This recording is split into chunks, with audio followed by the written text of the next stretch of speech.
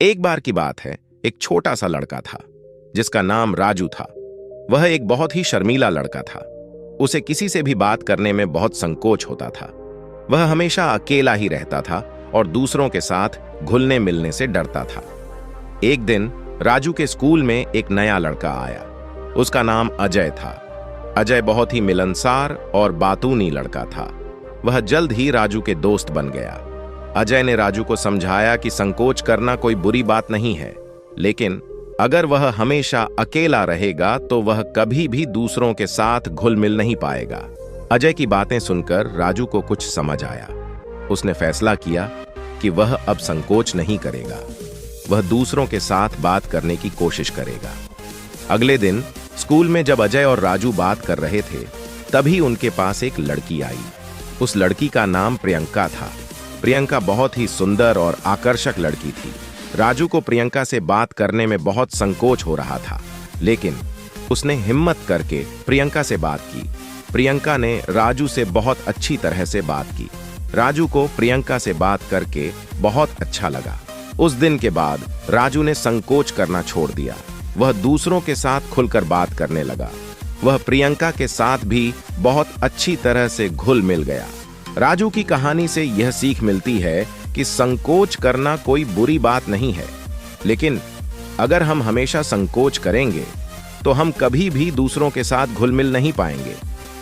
हमें अपनी संकोच को दूर करने के लिए प्रयास करने चाहिए। यहाँ कुछ टिप्स दी गई हैं जो आपको अपनी संकोच को दूर करने में मदद कर सकती हैं। धीरे धीरे शुरुआत करें। पहले किसी ऐसे व्यक्ति से बात करें जिसे आप जानते हैं और जिससे आपको बात करने में सहज महसूस होता है।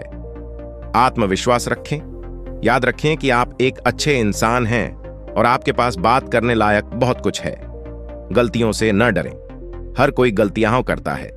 गलतियों से सीखें और आगे बढ़ें। दूसरों से सीखें।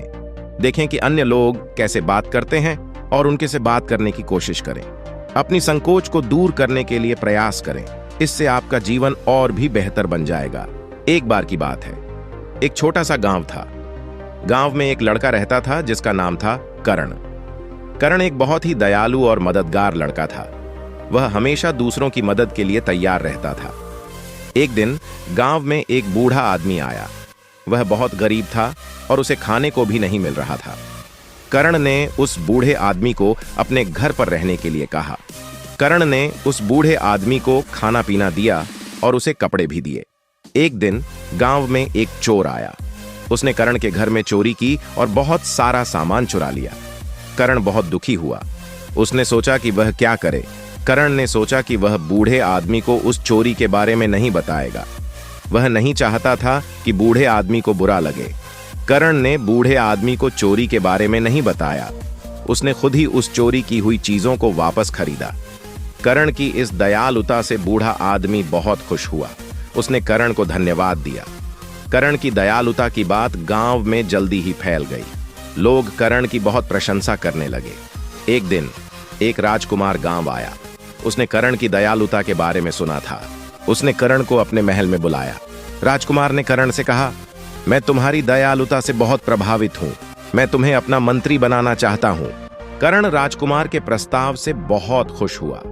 उसने राजकुमार का प्रस्ताव स्वीकार कर लिया। करण ने राजकुमार के मंत्री के रूप में बहुत अच्छा काम किया। उसने हमेशा दूसरों की मदद की। वह एक अच्छा और न्यायप्रिय मंत्री था। करण की कहानी से हमें यह सीख मिलती है कि हमें दूसरों की मदद करने से कभी नहीं डरना चाहिए। हमें दूसरों की समस्याओं को अपनी समस्याओं की तरह समझना चाहिए और उनका समाधान करने की कोशिश करनी चाहिए। यह कहानी हमें यह भी सीख देती है कि दयालुता और मददगार होना हमेशा फायदेमंद होता है।